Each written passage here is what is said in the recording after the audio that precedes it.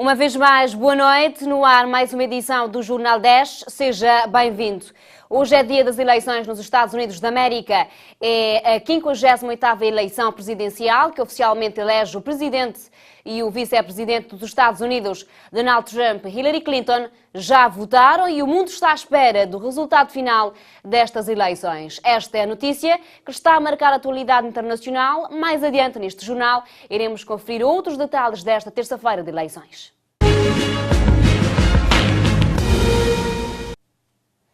Cabo Verde está entre os países africanos mais favoráveis aos interesses económicos e políticos da China, valorizando principalmente o investimento em infraestruturas e os negócios, de acordo com a primeira sondagem sobre o tema feita em África. Este estudo da Afrobarometer coloca Cabo Verde em quinto lugar, com 78% de opiniões positivas e apenas 5% negativas no que tange à aceitação dos cabo-verdianos em relação à influência económica e política da China.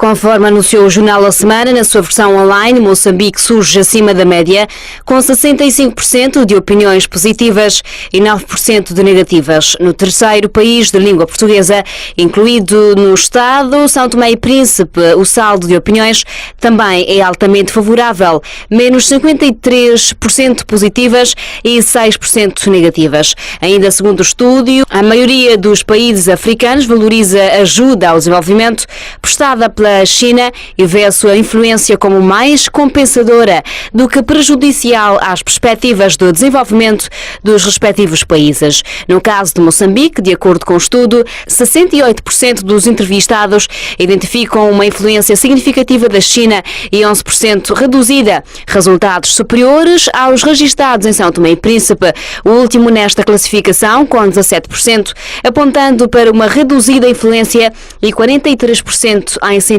oposto. Quanto às principais influências externas identificadas, todos os países de língua portuguesa estão abaixo da média quanto à ação da China.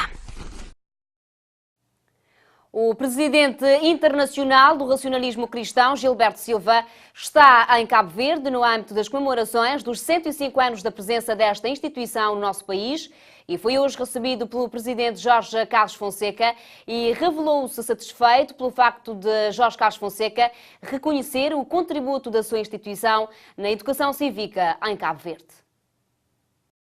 Em janeiro de 2017, o racionalismo cristão completará 707 anos, mas em Cabo Verde são 105, depois de visitar as Ilhas do Sal, São Vicente e Santo Antão, onde estão filiados do racionalismo cristão. O presidente internacional está na cidade da Praia e foi recebido pelo presidente da República. Apreço pelo trabalho que ele vem exercendo, pela união do povo cabo-verdiano e também tivemos a oportunidade de expor a ele a finalidade dos ensinamentos do racionalismo cristão, né, que visam, acima de tudo, a fraternidade entre os povos, as pessoas, para que elas se respeitem, para que elas se entendam, se compreendam, porque todos nós somos irmãos em essência, independentemente da nossa etnia, da nossa posição. É uma característica do povo cabo-verdiano que é se voltar para a espiritualidade.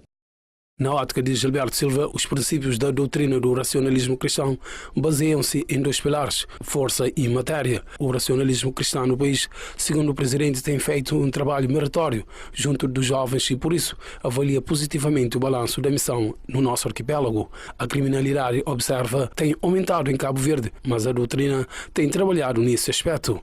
Sim, não resta a menor dúvida, e nós trabalhamos então na profilaxia, ou seja, nós orientamos desde das crianças, dos jovens, para que eles tenham responsabilidade sobre aquilo que eles fazem.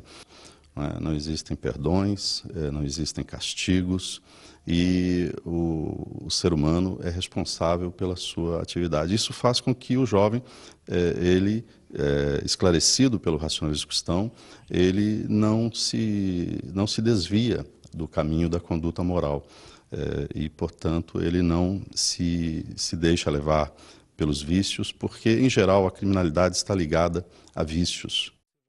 Gilberto Silva observa que o número de seguidores em Cabo Verde tem aumentado e aproveitou o momento para deixar uma mensagem às autoridades nacionais no sentido de combaterem a criminalidade, observando que Cabo Verde terá de vencer os desafios. A Comissão Política Nacional do Movimento para a Democracia, partido no governo, faz balanço da reunião da semana passada com enfoque na atualidade política nacional. Aquele órgão diz apoiar o governo de Ulisses Correia Silva e as políticas e medidas que vêm sendo comunicadas. A Comissão Política Nacional do MPD considera que o PAICV, na oposição, está a exigir ao governo de Ulisses Correia Silva aquilo que não foi feito ao longo de 15 anos. Esta é a avaliação feita por aquele órgão do MPD, que esteve reunida a semana passada.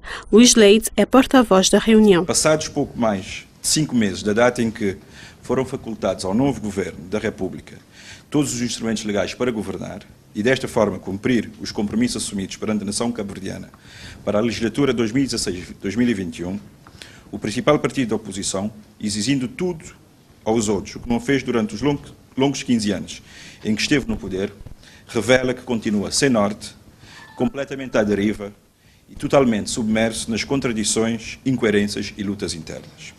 O frenesim constante e a permanente fuga em frente confirmam o estado de negação em que se encontra o PAICV.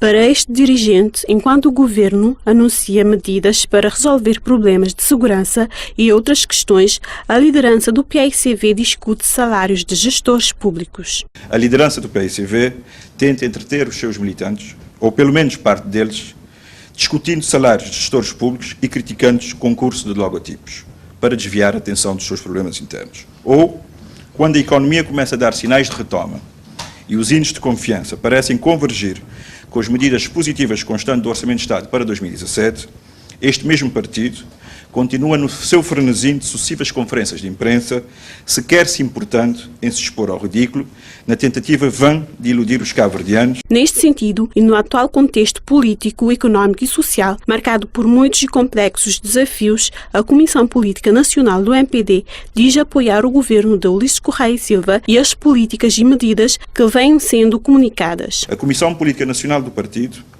manifesta o seu apoio inequívoco ao governo e às políticas que vêm sendo implementadas, assim como às medidas já anunciadas, especialmente no quadro do Orçamento de Estado de 2007, exortando a continuar a trabalhar com responsabilidade, humildade, sentido de Estado e permanente diálogo e concertação com os parceiros sociais.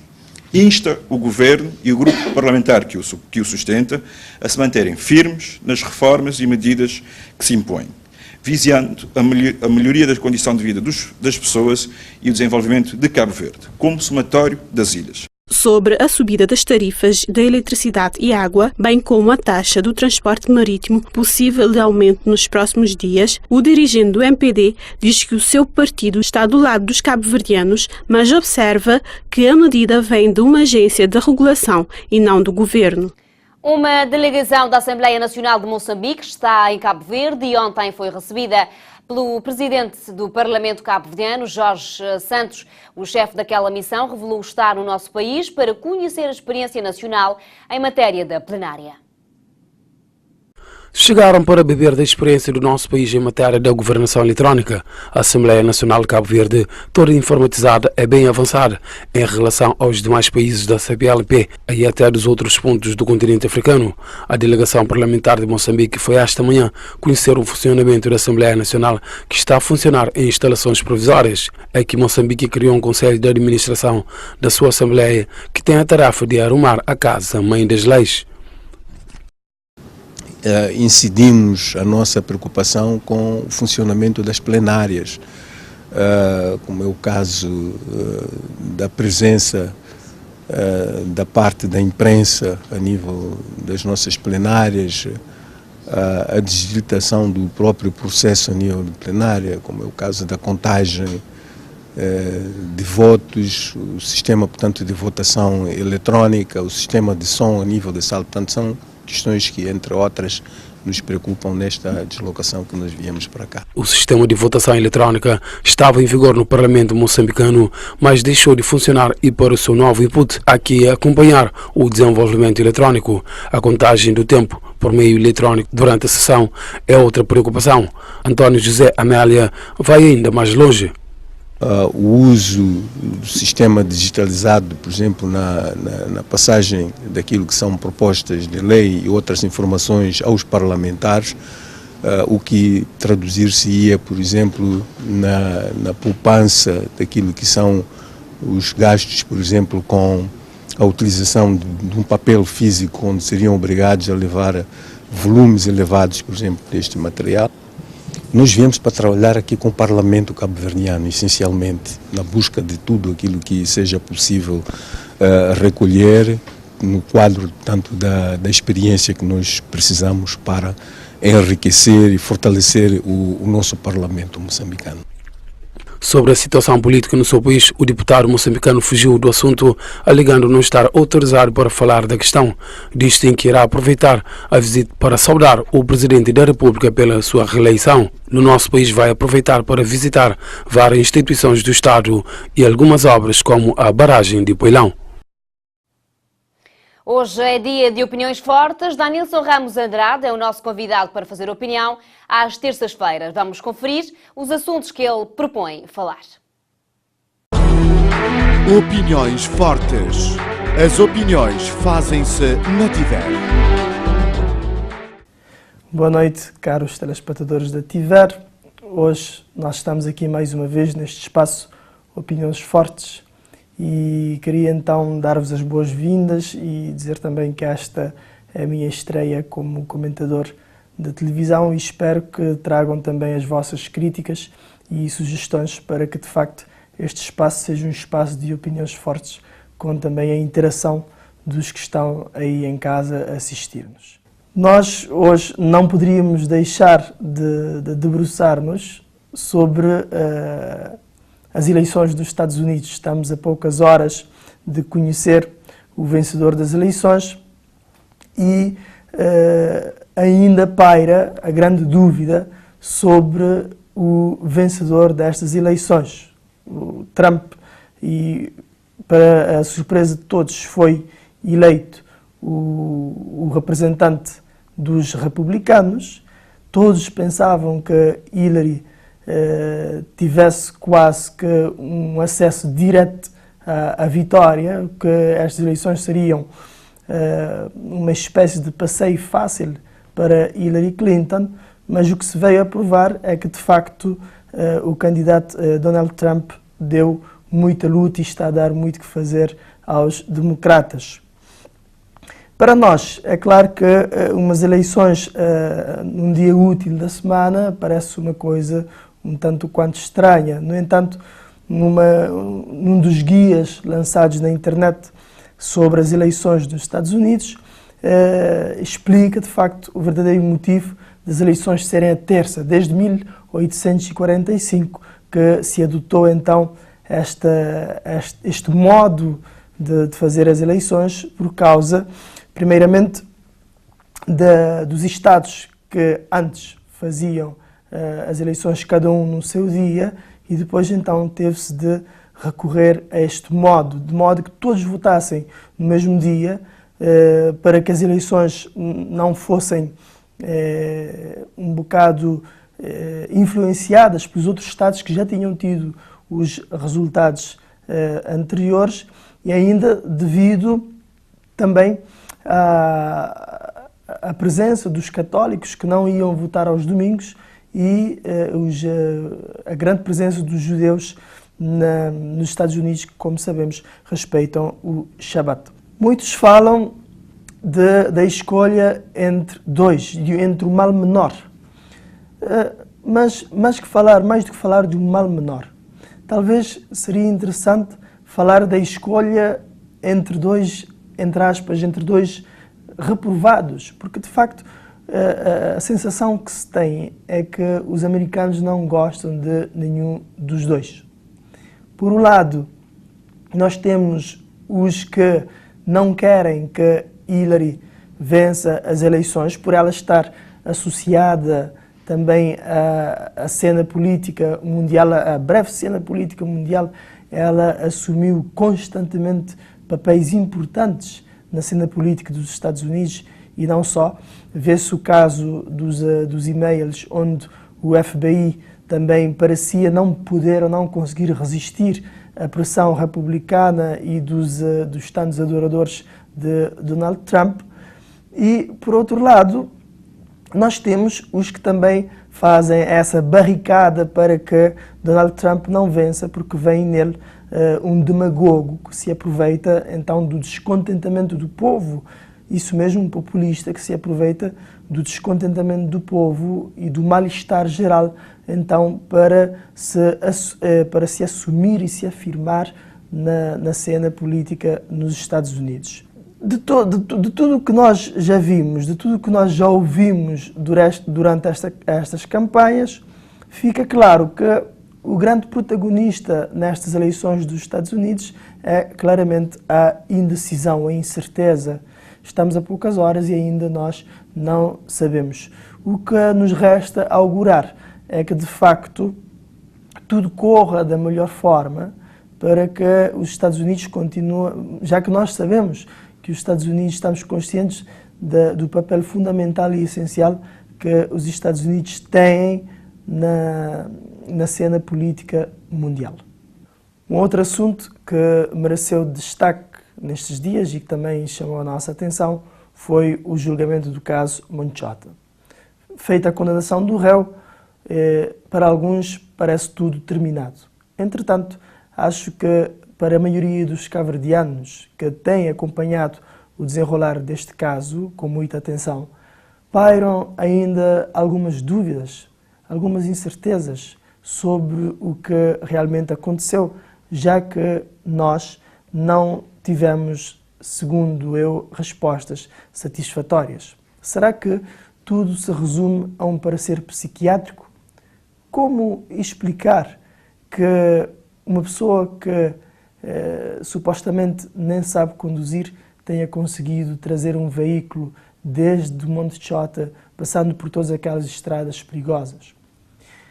Como explicar que um colega de profissão, colega de armas, tenha matado 11 pessoas, entre as quais 8 companheiros com quem convivia todos os dias? Será mesmo que se trata só de um parecer psiquiátrico ou que ainda existam outras coisas que nós devíamos saber? Aqui penso que não se trata só de curiosidade mórbida ou de curiosidade mediática em explorar os factos até a exaustão, mas trata-se também da verdade, mesmo a verdade social.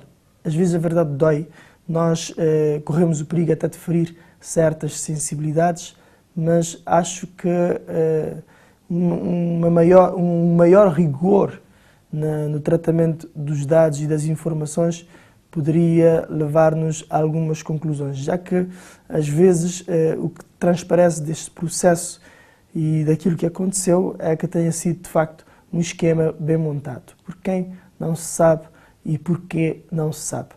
E esperemos um dia que este caso tenha ainda mais informações e que possamos chegar todos a obter a verdade plena dos factos de como foi, porquê, quem, e que os cabo-verdianos se sintam mais apaziguados também, mais curados neste caso que feriu e que abalou toda a opinião pública cabo-verdiana e a nossa consciência como nação.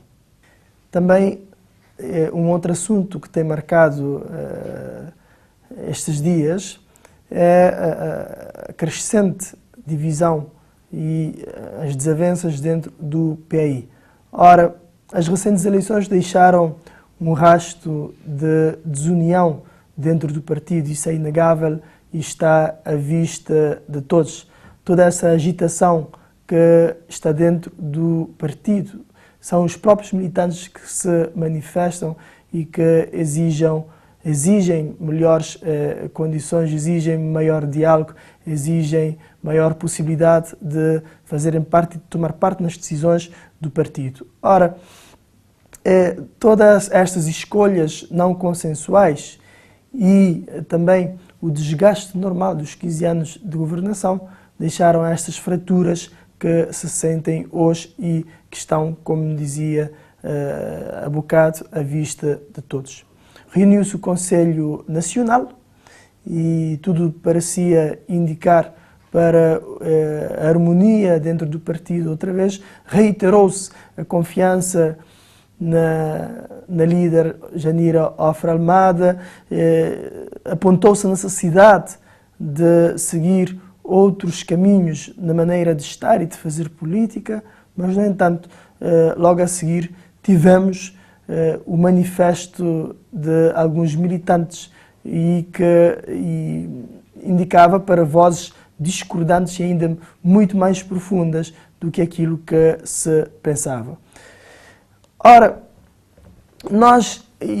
o que isto significa para nós que estamos e que vemos de fora, sobretudo para mim que não sou militante de nenhum partido, significa que nós temos a possibilidade, uma extraordinária possibilidade de ver para dentro do PICV e de ouvir todos os intervenientes num processo que não é mais um processo fechado, encapotado, mas um processo público, talvez de maturidade do próprio partido, quem sabe, mas é um processo que nos leva, não só os militantes, mas que leva todos nós a refletir e a olhar para dentro do próprio partido. Para uns será uma desgraça, uma tempestade que teima em não passar, porque claramente o partido sai de zonas de conforto para zonas de diálogo, onde de facto a incerteza e as dúvidas perduram, mas onde todos são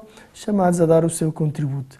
Este é um sinal positivo, também um sinal de democracia. Uma coisa certa, nós esperamos que todo este processo traga para Cabo Verde também maiores vantagens, porque Cabo Verde espera uma oposição que esteja à altura dos desafios que temos em mãos.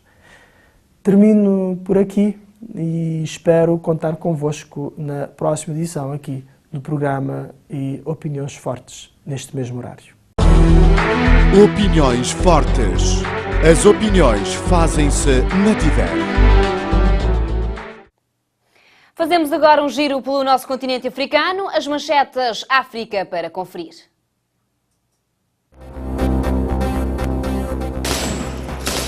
A Somália, responsáveis dizem que pelo menos 25 soldados foram mortos em lutas entre forças rivais regionais da Puntlandia e de Gamoudou.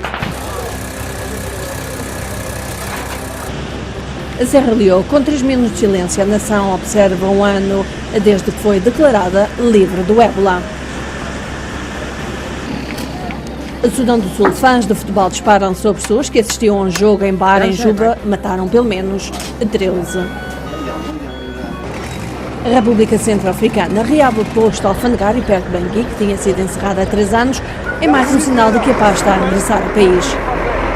Nigéria, poetas presentes no Festival Internacional de Poesia de Lagos discutem economia, corrupção, liderança e tendências sociopolíticas.